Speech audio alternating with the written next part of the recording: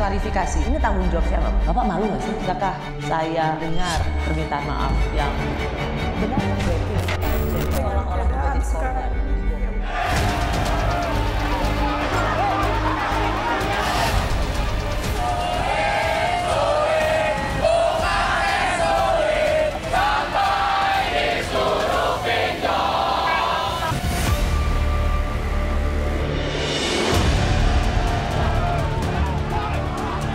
Rencana kenaikan uang kuliah tunggal atau UKT yang dilontarkan mantan Mendikbudristek Nadiem Makarim pada bulan Mei lalu memecah amarah para mahasiswa di sejumlah perguruan tinggi tanah air.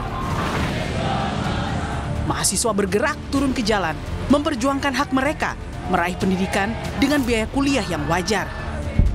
Merasa aksi demonya tak digubris sang menteri, para mahasiswa pun memutuskan mengadu ke Komisi 10 DPR. Bahwasanya sebelumnya Fakultas Kedokteran tahun sebelumnya adalah 25 juta, hari ini di tahun 2024 mencapai 200 juta, yang dimana naiknya 8 kali lipat lebih, Bapak. Teman-teman kebidanan, hari ini di UNS ketika masuk kedokteran IP paling rendah adalah 125 juta, yang dimana naiknya 5 kali lipat. PGSD IP-nya mencapai 45 juta. Coba bayangkan, Indonesia kekurangan guru. Ironisnya, solusi soal UKT mahal ini seakan buntu. Pasalnya, mantan Menko PMK Muhadjir Effendi pun sampai mengusulkan agar mahasiswa memanfaatkan pinjaman online, pinjol, untuk membayar UKT. Usulan tak etis dari seorang menteri ini sebenarnya lebih dulu dilakukan Institut Teknologi Bandung. Kampus bertaraf internasional ini pada Januari 2024 menggandeng platform Dana Cita menawarkan cicilan uang kuliah tanpa DP dan jaminan apapun, namun memiliki bunga. Tawaran pihak ITB ini jelas ditentang para mahasiswa.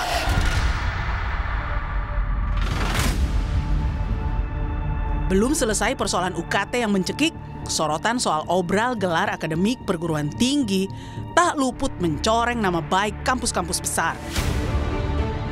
Publik gerah dengan mudahnya tokoh-tokoh terkenal dan berpengaruh begitu mudahnya mendapat gelar akademik yang setara doktoral hanya dalam waktu singkat. Akibatnya, kredibilitas dan integritas institusi perguruan tinggi yang mengeluarkan gelar akademik ekspres itu dipertanyakan hingga menelurkan petisi para alumninya.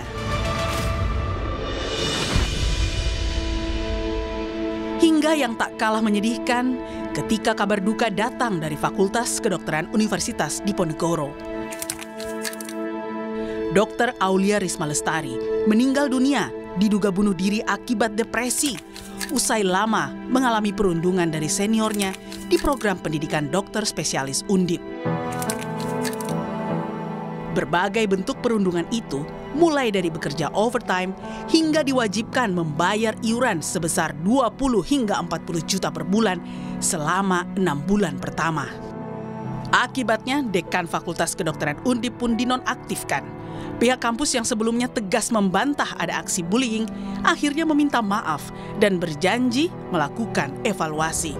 Dengan demikian, kami memohon maaf kepada masyarakat terutama, dan kami mengakui bahwa di dalam sistem pendidikan dokter spesialis di internal kami terjadi praktek-praktek atau kasus-kasus perundungan. Hingga yang teranyar, pembekuan Badan Eksekutif Mahasiswa Visip UNER usai aksi papan ucapan selamat dengan kalimat satir atas pelantikan Presiden Prabowo dan Wakil Presiden Gibran Rakabuming Raka. Namun pembekuan BEM Visip UNER akhirnya dicabut usai Mendikti Saintek Satrio Brojonegoro meminta langsung ke Rektor Universitas Erlangga. Yang disampaikan Prof. Bagong tadi bahwasanya Prof. Bagong keberatan dengan diksi-diksi yang akhirnya itu menciderai marwah FISIP. Ya, jadi kedepannya karena kami periodenya tinggal 2 bulan ya, kedepannya teman-teman Kostrad menggunakan diksi yang seperti saya sampaikan di awal, bahwasanya kami tetap kritis, kami tetap tegas, dan kami tetap berani dalam penggunaan diksi-diksi seperti itu. Merdeka! Kacaunya persoalan di dunia kampus, kini penyelesaiannya bertumpu pada kementerian yang secara khusus dibentuk Presiden Prabowo. Adalah Profesor Satrio Sumantri Brodjonegoro yang dipercaya Prabowo menahkodai Kementerian Pendidikan Tinggi, Sains dan Teknologi. Satrio yang meraih gelar PhD Teknik Mesin dari University of California, Amerika Serikat, adalah putra dari tokoh pendidikan nasional Sumantri Brodjonegoro. Sang ayah, Profesor Sumantri, pernah menjabat sebagai Menteri Pendidikan dan Kebudayaan di tahun 1973 dan juga pernah menjadi Rektor Universitas Indonesia di tahun 1964 hingga 1973. Profesor Sumantri juga tercatat ikut membidani lahirnya Institusi Teknologi Bandung. Memiliki latar belakang DNA keluarga pendidik, kini gebrakan solusi sang menteri dinanti jutaan mahasiswa Indonesia.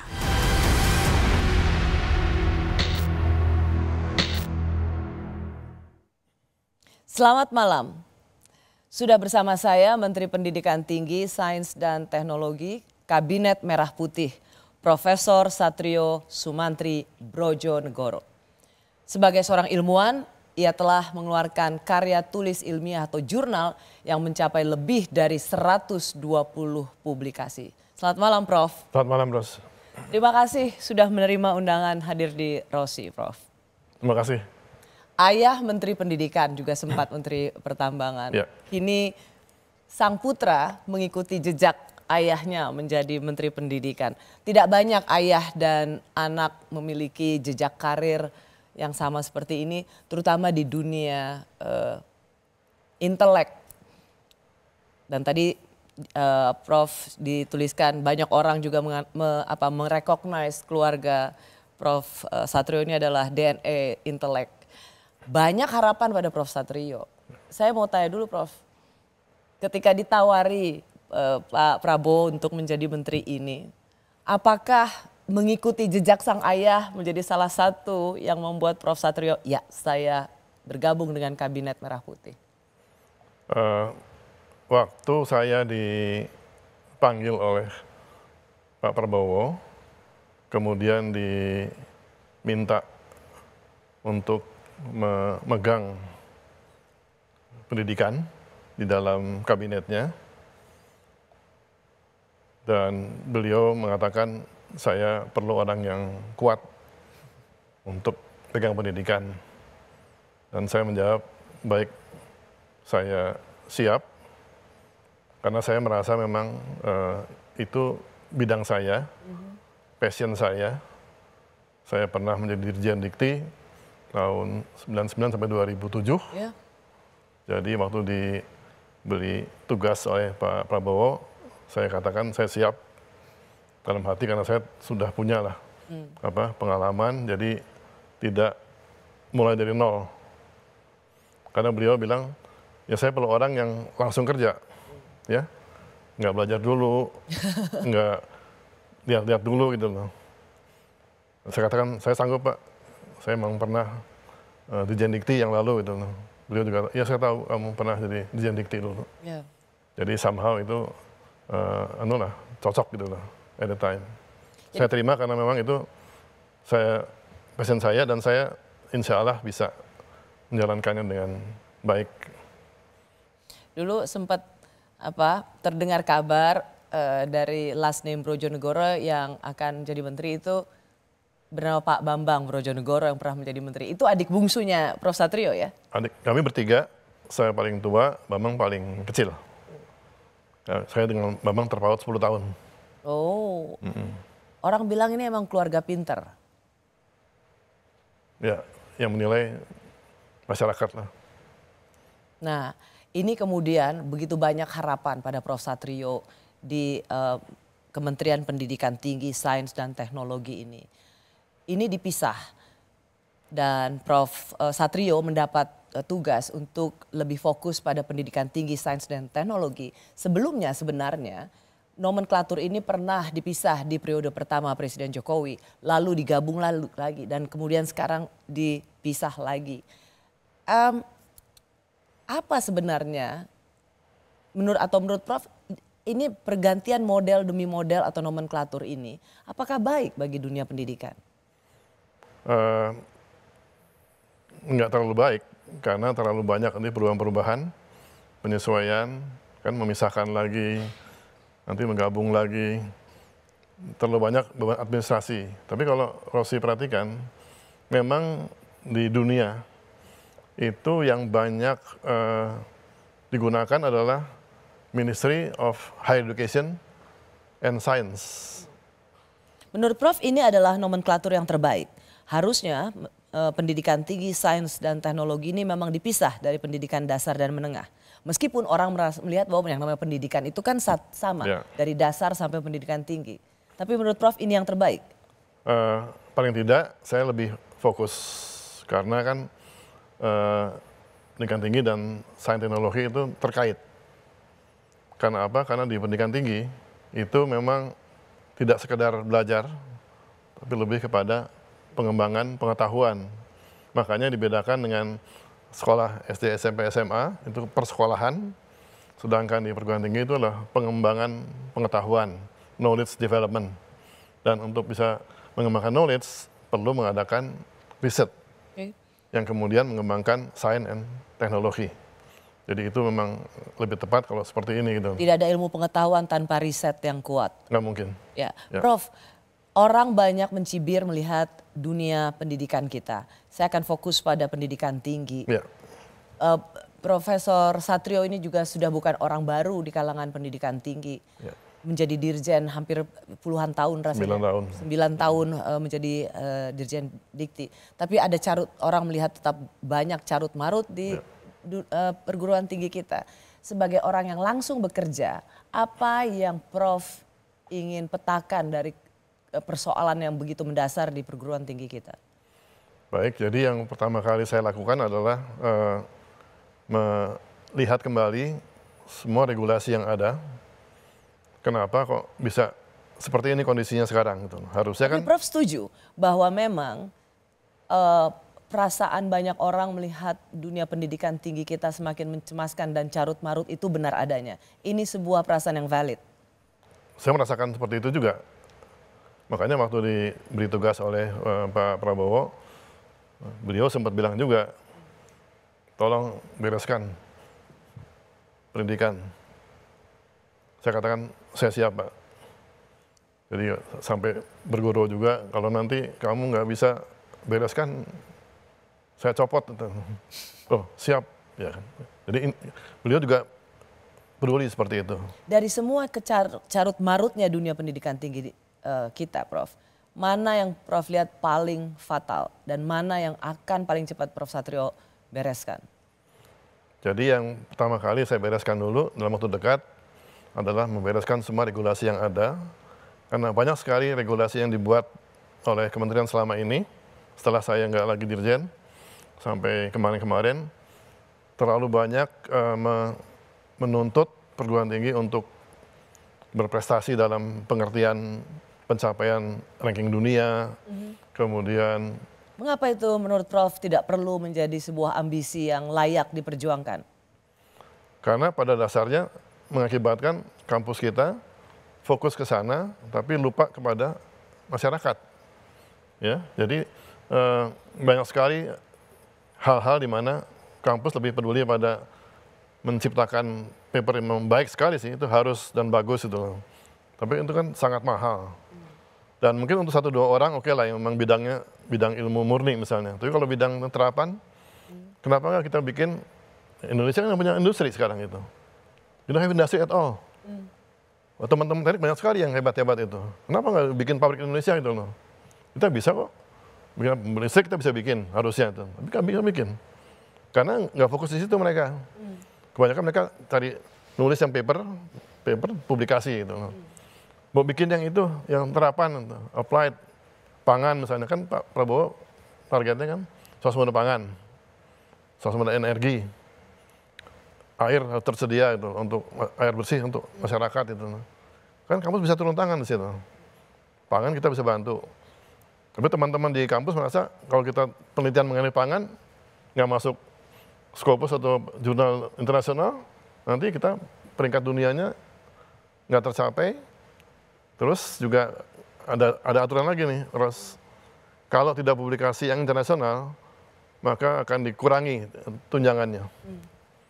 Kan takut semua, guru besar itu. Oh, jadi Prof. Satrio akan membuat satu gebrakan, bukan itu yang dikejar, membuat jurnal-jurnal ilmiah mahal sehingga menaikkan urutan atau peringkat kampus Indonesia di mata dunia, bukan itu yang menjadi target dari pemerintah. Jadi saya katakan, itu akan Prof. Satrio ganti. Saya katakan gini, not only that, nggak hanya itu gitu loh. Yang memang di situ fokusnya silahkan, tapi yang lain kita do something for Indonesia itu loh.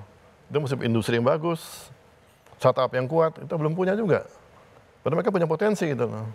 Tapi kalau punya startup kan nggak ada papernya, nggak dihitung untuk ini, untuk ranking dunia. Papernya kan nggak banyak. Terus ada juga aturan harus cari uang. Kamu cari uang supaya, karena ada penilaian akreditasi oleh BAN PT kita, Lembaga Akreditasi Nasional. Itu kalau uangnya banyak, dia tinggi peringkat akreditasinya itu. Nah kalau cari uang, yang paling gampang apa? Ya sorry to say, SPP dinaikkan. Itulah yang menjadi jeritan mahasiswa sampai saat ini. Betul. Karena kampus ditargetkan untuk cari uang. Iya, karena yang dihitung juga selain dari dosen, juga berapa uang kamu punya gitu loh.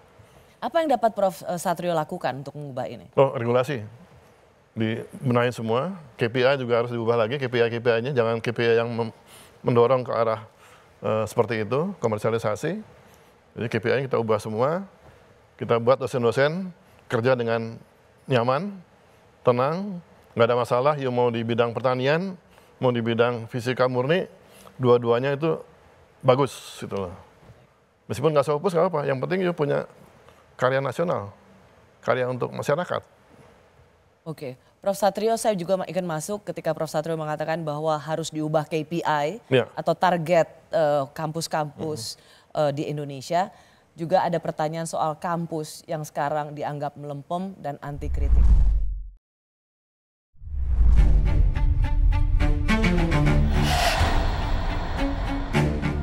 Dari orang luar ada berapa? Oh. Ada. Orang tidak dikenal ya. Orang tidak dikenal. Kami tetap kritis, kami tetap tegas, dan kami tetap berani dalam penggunaan diksi-diksi. Cuman saya akhirnya akan berkonsultasi dengan LBH untuk menindaklanjuti demikian, seperti itu. Untuk meminta konsultasi apa tindakan yang perlu saya lakukan berikutnya.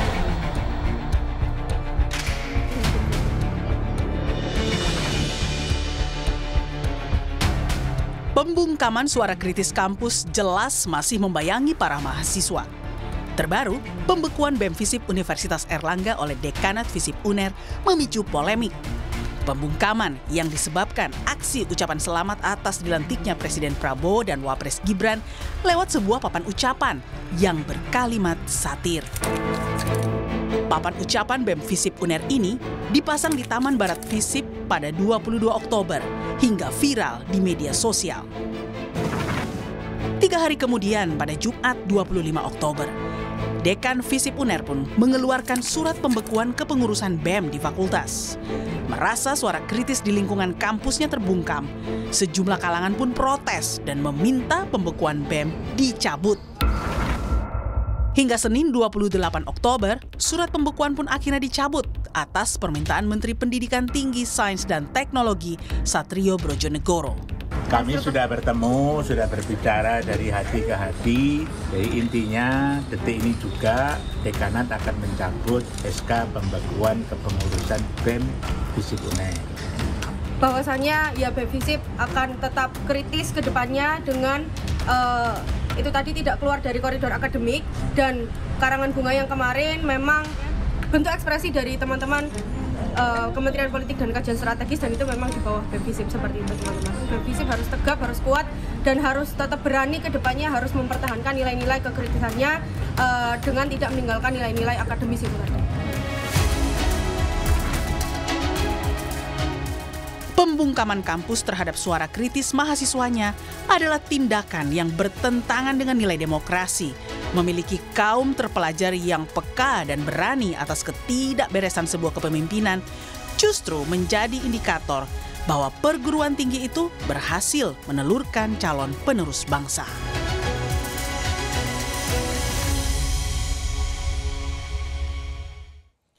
Masih bersama saya Mendikti Saintek Profesor Satrio Brojonegoro yang pernah menerima anugerah Order of the Rising Sun Gold Race with Neck Ribbon dari pemerintahan Jepang karena dinilai berjasa mengembangkan kerjasama Indonesia-Jepang dalam dunia pendidikan. Prof. Satrio, sebelum saya masuk ke yang paling baru dari dunia kampus yang dianggap pembungkaman suara kritis, saya mau tanya dulu pada Prof. Satrio. Apakah Prof. Satrio mengiyakan ketika ada pendapat yang mengatakan kampus kita ini sekarang daya kritisnya sudah melempem? Yes, betul, memang berkurang. Dan itu saya paham juga karena memang saat ini terlalu banyak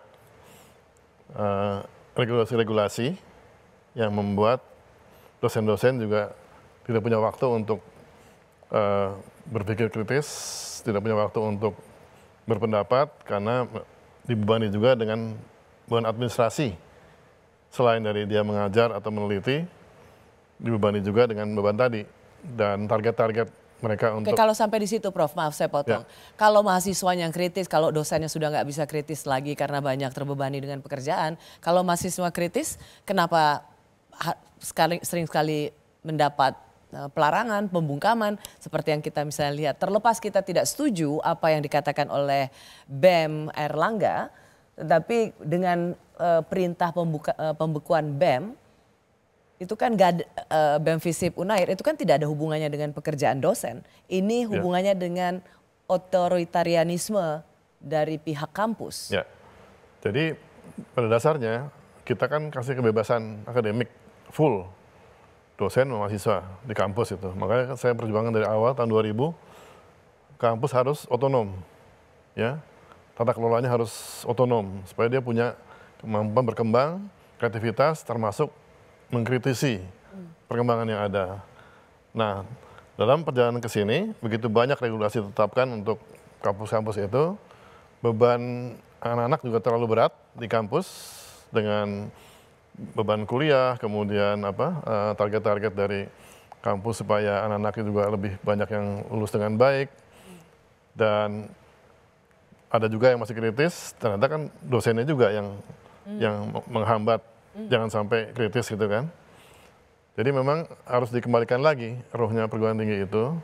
Makanya saya terus berjuang supaya ke depan tiap kampus itu otonom, punya kemandirian di dalam membuat kebijakan, mengurus diri sendiri, dengan satu janji bahwa akan memberikan yang terbaik untuk masyarakat. Sebagai seorang Menteri Pendidikan Tinggi, apakah Prof punya kemauan atau ingin melihat kampus kita kembali seperti yang seharusnya? Yang seharusnya, moral force. Dia menjadi tempat berpikirnya kelompok intelektual dan rumahnya demokrasi Indonesia. Apakah Prof tidak memiliki kepentingan kampus kita matinya para intelektual sehingga tidak memberikan kritik-kritik yang bisa cukup keras ke pemerintah? Saya justru mengharapkan mereka kritis. Itu saya mau, makanya saya kasih mereka be critical dalam segala hal. Jadi menjadilah tempat di mana kalau masyarakat butuh sesuatu datang ke kampus untuk minta pendapat, minta advice, minta masukan dan sebagainya. Makanya Prof menelpon Rektor Unair supaya membatalkan pembekuan BEM Visip Unair. Karena menurut Prof Satrio itu sesuatu yang sangat bertentangan dengan kehidupan intelektual dan kebebasan berdemokrasi di dunia kampus. Harusnya memang tidak boleh dibekukan. Kalau memang anak-anak itu ya mungkin terlalu kasar misalnya itunya kata-katanya ya diminta buat santun lah gitu. Nggak bisa juga ya udah hapuskan aja itu, selesai kan? Maksudnya hapuskan? Itu apa yang dokumennya atau bunganya atau apa? Karangan bunganya ya tinggal dibuang aja, bukan berarti BEM yang harus dibekukan. Selesai kan gitu. Mengapa sekarang kelihatan kampus begitu takut untuk mengkritik? Apakah karena posisi rektor ini bagian dari yang dipilih oleh pemerintah sehingga mereka harus macam cari muka pada pemerintah? Kami dari pemerintah tidak akan minta mereka cari muka, terserah mereka. Tapi mereka mungkin punya kepentingan lain, ya itu kan memang dari mereka sendiri gitu. Tapi kami tidak pernah mencoba untuk mengaruhi kampus supaya kita hanya minta kampus supaya jadilah yang terbaik. Karena Anda pakai uang rakyat, ya make sure pendidikan itu baik, bermanfaat buat rakyat juga gitu kan. Kita minta as simple as that itu. Tapi kalau mereka punya kepentingan lain, agenda lain ya kadang-kadang bisa konflik nanti itu. Betul, tapi Prof melihat nggak sih semacam sudah ada perbedaan sekarang gerakan kampus, Ada. lalu kemudian pemilihan rektor seperti pemilihan pilkada yang ramai dengan sekarang, sehingga seorang rektor itu tidak lagi menjadi pimpinan kelompok intelektual, tetapi lebih kepada lompatan untuk jabatan politik. Makanya kalau pilihannya kayak model sekarang, kan saya bilang kampus-kampus. Maaf ya, ini lembaga pendidikan tinggi, bukan partai politik. Jadi kalau mau pilihan pun jangan gunakan demokrasi, ya. Tapi gunakan adalah mencari orang yang terbaik untuk bisa memimpin kampus. Nah kalau kita pakai pola seperti pilkada, itu kan nanti kan orang daftar dulu kan, yang nyalon siapa? Saya mau calon rektor nih. Ada tim sesnya. Nah, masukkan nama itu.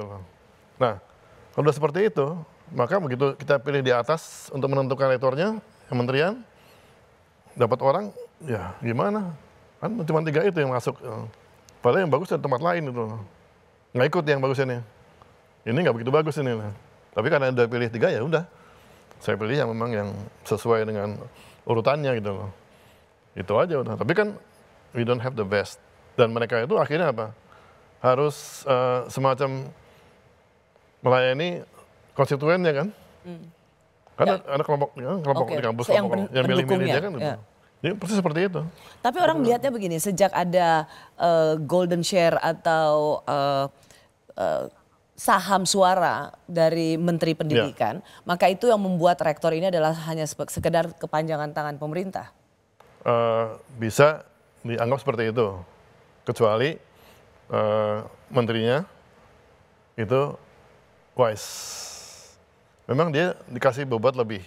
Karena apa? Memang pemerintah tanggung jawab terhadap perguruan tinggi itu. Perguruan tinggi negeri, badan hukum, milik pemerintah harus tanggung jawab. Maka menteri dikasihlah bobot itu lebih besar daripada yang lain.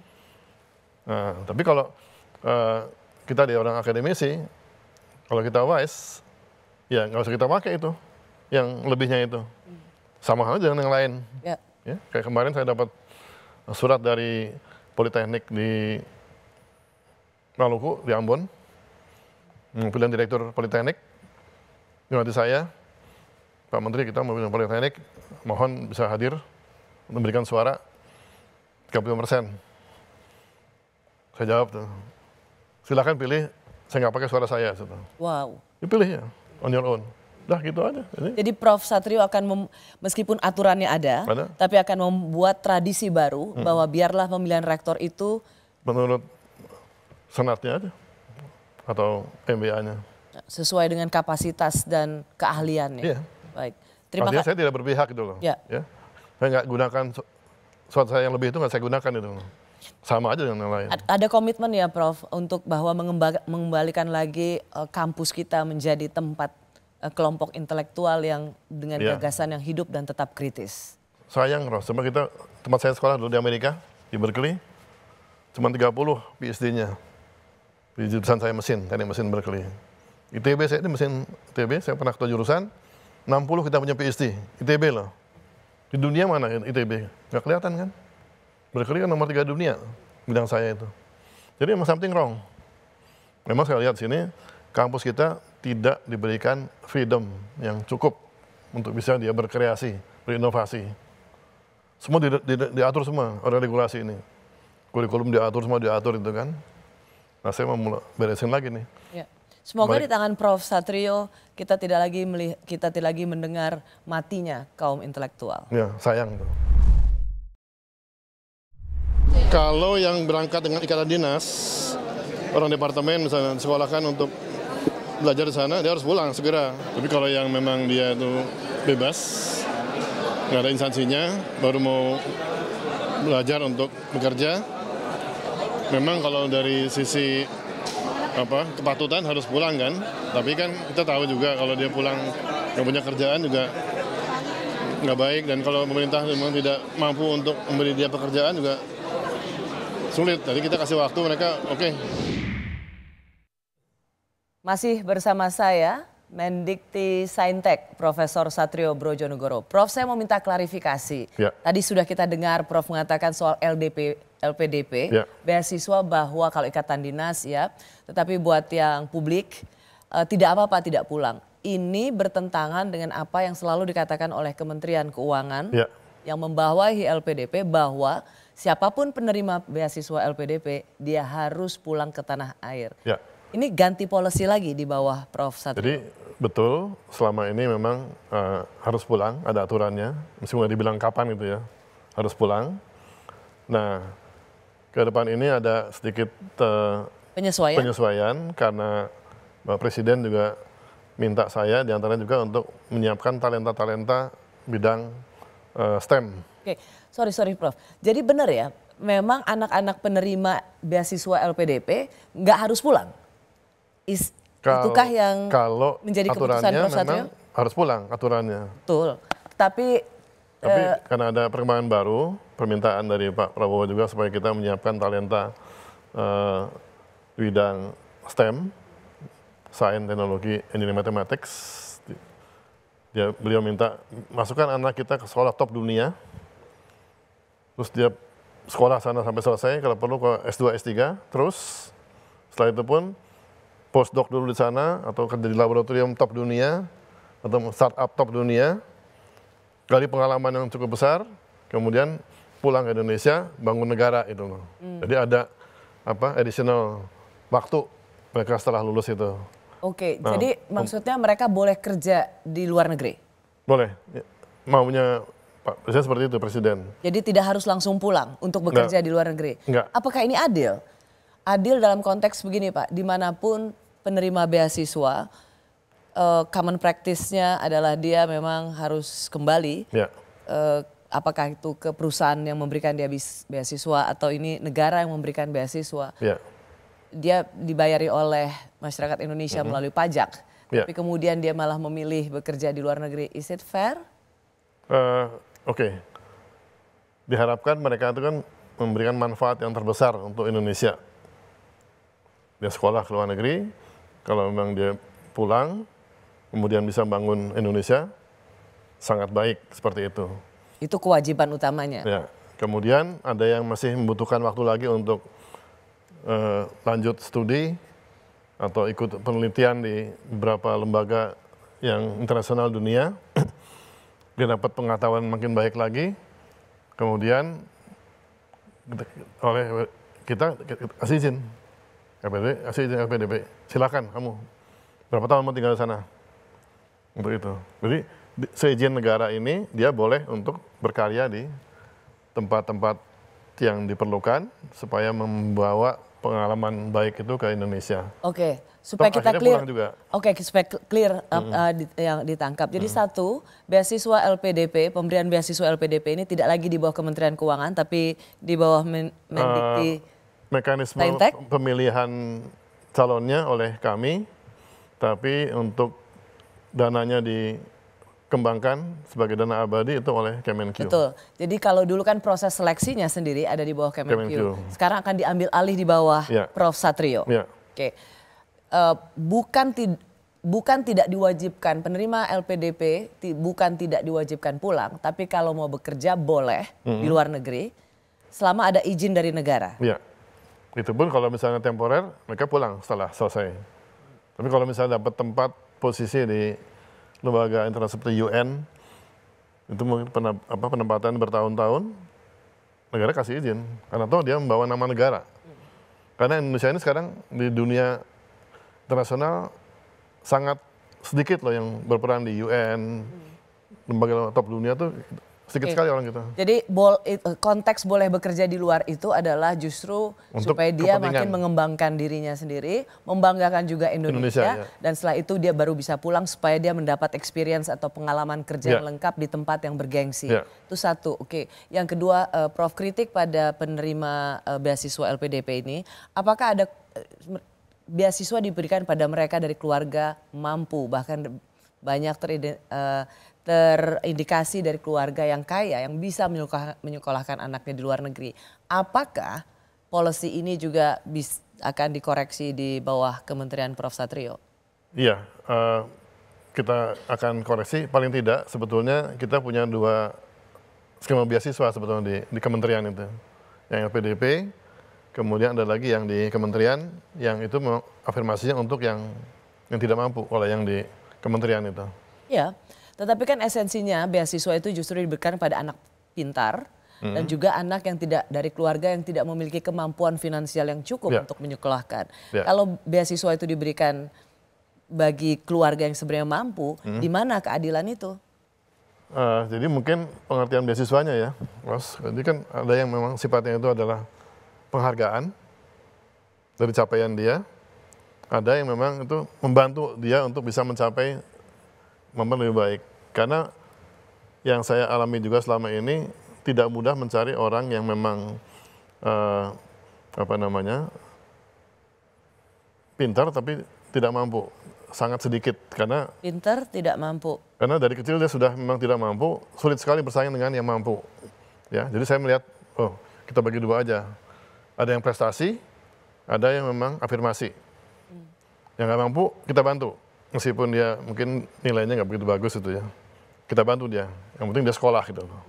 Kalau untuk afirmasi LPDP yang untuk di daerah-daerah misalnya di timur ada tuh. Ya, itu, daerah 3T. Kita kasih Prof, juga tuh. Ini sekedar masukan saja. Tidakkah background check keluarga itu juga menjadi penting untuk menjadi pertimbangan bahwa ada baiknya beasiswa ini diberikan mungkin yang kepandaiannya mungkin tidak sepandai si anak keluarga mampu ini, tetapi si anak yang pintarnya ini berasa tidak mampu sehingga dia justru bisa naik kelas dengan beasiswa dari negara. Tidakkah background check keluarga juga penting menjadi pertimbangan apakah seorang anak boleh mendapat beasiswa atau tidak? Buat apa memberikan uang beasiswa pada anak orang kaya? Nah, mungkin harus kita benahi nanti di LPDP itunya regulasinya gitu. Karena memang dari awal LPDP didirikan itu kan untuk memberikan beasiswa untuk ke luar negeri. Dan itu luar negeri juga sekolah-sekolah yang di top dunia di luar negeri gitu loh. Ya. Sehingga waktu seleksi itu mereka daftar semua, begitu lulus tes, kemudian diterima di perguruan tinggi di luar negeri, dia dikasih beasiswa. Tapi itu tidak menjawab pertanyaan saya, Prof. Lebih kepada pertanyaan banyak anak muda yang tercermin di social media bahwa LPDP ini juga diberikan pada anak orang kaya yang sekolah di luar negeri, yang liburannya juga tiap hari, yang liburannya juga bisa keluar negeri dengan uang orang tuanya. Lebih baik ini diberikan pada mereka yang tidak punya kemampuan finansial cukup untuk sekolah lebih tinggi. Sekedar masukan, Prof. Tidak perlu harus jawab sekarang. Baik.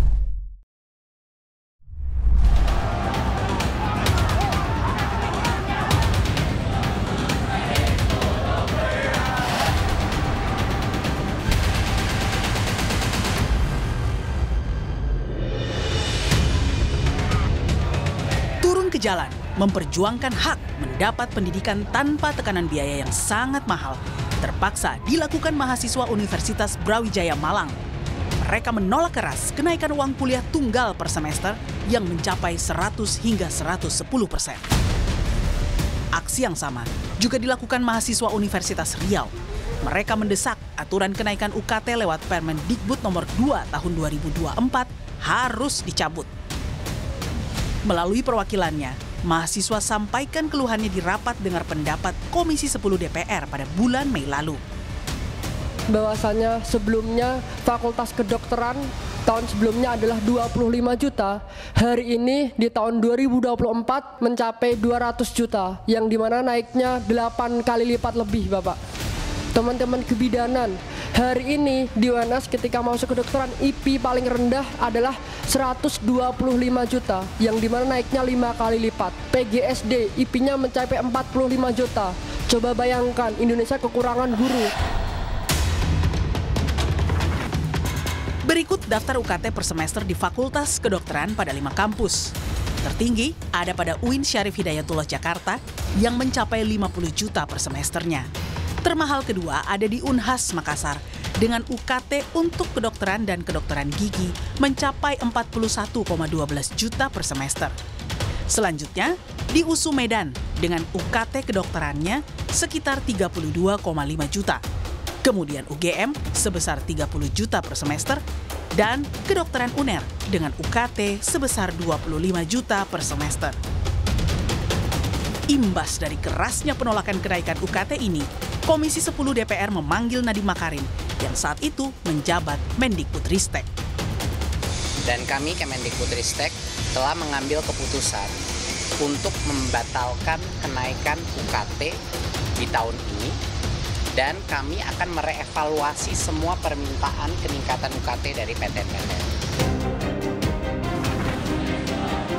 Dalam situasi tercekik, pemerintah bukannya mencarikan solusi terbaik. Mahasiswa malah diusulkan memanfaatkan pinjaman online untuk membayar UKT oleh seorang menteri kala itu. Pokoknya ada semua inisiatif baik untuk membantu kesulitan mahasiswa harus kita dukung. Termasuk pinjol asal itu resmi. Itu buktinya itu ada kampus bagus di DKI kan sudah kerjasama toh untuk memberikan bantuan mahasiswa melalui pinjol kan. Nggak ada masalah sebetulnya. Belum selesai dengan UKT yang mencekik. Mahasiswa dan publik kembali dibuat geleng-geleng kepala dengan mudahnya kampus memberikan gelar akademi selevel doktoral dalam kurun waktu yang sangat singkat. Akibatnya, sebuah ikatan alumni mencetuskan petisi tolak komersialisasi gelar doktor, pertahankan integritas akademik di laman change.org. Petisi ini sebagai bentuk keprihatinan dan keberatan para alumni atas dugaan praktik komersialisasi dalam proses penyelesaian studi doktoral di perguruan tinggi. Masih bersama saya Mendikti Saintek, Profesor Satrio Brojonegoro. Prof, kita ada dua yang ingin saya tanyakan pada Prof yang tadi sudah kita lihat soal UKT yang mahal. Sedih rasanya melihat mahasiswa harus mengadu dengan kondisi uang kuliah mereka yang begitu mahal. Lalu kemudian soal obral gelar doktor. Saya mau masuk dulu ke soal bagaimana UKT kita ini bisa tidak terlalu mahal atau terjangkau bagi keluarga-keluarga Indonesia. Di dalam peraturan untuk perguruan tinggi yang milik pemerintah negeri atau PTNBH sudah ada ketentuan mengenai UKT. Ada beberapa kategori UKT itu supaya ada pemahaman subsidi silang. Yang mampu membayar lebih mahal, yang tidak mampu membayar lebih kecil atau kalau perlu. Itu tidak terjadi sepertinya Pak. Yang terjadi adalah semuanya dapat UKT yang mahal sehingga disebut kampus itu udah komersialisasi. So jadi, what went wrong? What went wrong karena rektornya menetapkan UKT tidak mengikuti skema yang ditetapkan di kementerian. Ada 5 atau 4 tahap atau 4 tingkatan. Ambil yang paling tinggi. Dalih dari rektornya karena kekurangan dana untuk operasional perguruan tinggi. Itu bisa diterima atau enggak? Sebetulnya kalau mau mengajukan untuk tambahan, bisa mengajukan kalau kurang betul ya. Nah, tapi memang juga terjadi banyak di mana-mana inefisiensi dari penyelenggaraan perguruan tinggi masing-masing. Dan itu ditimpakan pada mahasiswa? Dan beban yang dipikul, yang paling mudah tambahan ya lewat UKT-nya mahasiswa, karena yang lain kan susah dia cari uang. Sampai, sorry ya Prof ya, kan miris gitu. Ketika UKT mahal, kemudian ada kampus yang mengatakan bahwa ya nggak apa-apa pinjol gitu. Dan seorang menteri juga pernah bilang ya nggak apa-apa mahasiswa kalau untuk membayar UKT pinjol. Ini tragedi sih. Ketika mahasiswa menjerit karena uang kuliah tunggal mereka mahal dan kemudian seolah ya nggak apa-apa pinjaman online dulu. Sebetulnya pinjol itu saya sama sekali tidak setuju. Itu tidak pantas oleh mahasiswa. Karena mereka kan kalau nggak kekurangan dana nggak mungkin ambil pinjol kan. Nah, sebetulnya di tiap kampus kan ada skema untuk beasiswa tadi Rosi bilang. Yang nggak punya uang bisa minta beasiswa ke kampusnya masing-masing. Kampus minta pada pemerintah tambahan beasiswa. Kita pasti kasih kalau memang sudah betul dan toh negara punya uang. Saya katakan di mana-mana pada anak-anak itu. Kalian kalau memang mau kuliah, kalau memang betul-betul ingin kuliah, negara punya uang, bisa bantu. Tapi kan lewat proses dulu gitu loh. Jadi kalau anak yang nggak punya, mohon ke perguruan tinggi minta beasiswa misalnya, atau minta bantuan atau apa. Setelah itu kan nanti ajukan kepada kami bantu. Jadi daripada pakai pinjol, mendingan minta beasiswa ke perguruan tingginya gitu loh. Apa janji Bapak untuk UKT ini? Karena ada sinyal bahwa UKT ini akan tetap naik, tapi hanya sekedar ditunda. Kalau masih dalam koridor yang ada, mungkin nggak ada masalah. Tapi kalau melewati batas yang sudah ditetapkan, kita akan adakan suatu upaya untuk pemenahan kembali. Karena begini, dikatakan di sana, UKT itu harus dibuat berdasarkan kondisi kemampuan masyarakat setempat. Nah, kalau dia tidak bisa membuktikan bahwa evidence-nya bahwa memang yang diajukan itu sesuai dengan masyarakat, ya nggak bisa di itu dong. Saya ingin mengingatkan lagi apa yang dikatakan oleh Pak Prabowo pada tanggal 23 Mei tahun ini, 23 Mei lalu, di universitas yang dibangun oleh uang rakyat, maksudnya uang APBN, Betul. harus jangan tinggi, kalau bisa sangat minim atau gratis. Ya. Ini kita harus hitung dan bekerja keras untuk itu. Apakah janji ini adalah sesuatu yang akan direalisasikan, Prof? Itu sangat masuk akal, saya juga setuju seperti itu. Tinggal nanti kita mekanismenya bagaimana kita menghitung.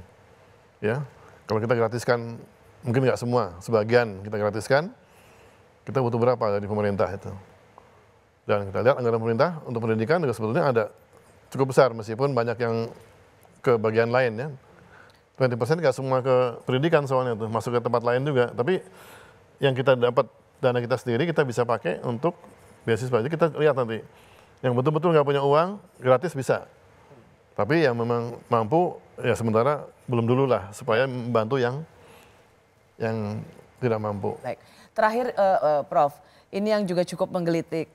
Jangan-jangan memang kampus ini sebagai tidak lagi menjalankan fungsi rumah intelektual, tetapi juga rumah bisnis, sehingga juga tidak saja menerapkan uang sekolah yang tinggi, UKT yang tinggi, tapi juga kemudian mengobral gelar doktor. Dan di situ kita tahu mereka yang punya uang, punya kuasa. Profesor Satrio ini dari keluarga cendekiawan, ayah juga seorang profesor, menulis jurnal lebih dari 100 publikasi. Bangga nggak sekarang menjadi seorang profesor ketika gelar doktor dan profesor itu bisa abal-abal dan dengan beli ya ada harganya. Jadi ini flashback sedikit ya. Tadi saya tanya itu, bangga nggak jadi profesor atau doktor kalau ketika semua orang bisa mendadak doktor dengan relatif cepat dan bisa bayar? Saya malah punya gerakan di kantor saya. Pokoknya mulai hari saya dilantik masuk kantor, jangan pakai gelar di nama saya. Just my name enough, karena nama itu sudah cukup berharga buat saya. Kalau melihat gelar, silakan lihat CV saya gitu loh. Nah, apa harapannya? Supaya orang juga jangan ngejar gelar itu gitu loh. Iya kan? Dulu pernah saya zaman dirjen, saya buat edaran tuh. Pejabat-pejabat yang pakai seperti itu, saya suratin satu-satu. Lebih personal lah, enggak. Mohon jangan digunakan, karena ini nggak betul. Mohon, tapi ya mungkin ada yang nggak terima, ya nggak apa-apa lah. Saya beritahu, tapi ya nggak penuhi, ya nggak apa-apa, itu hak dia kan. Jadi orang tahu kok mana profesor yang memang sekolah beneran sama profesor yang ini. Atau jadi kami dokter yang sungguhan ini merasa, oh kok begitu ya, udah deh nggak usah pakai aja deh kita. Just my name, enough gitu kan.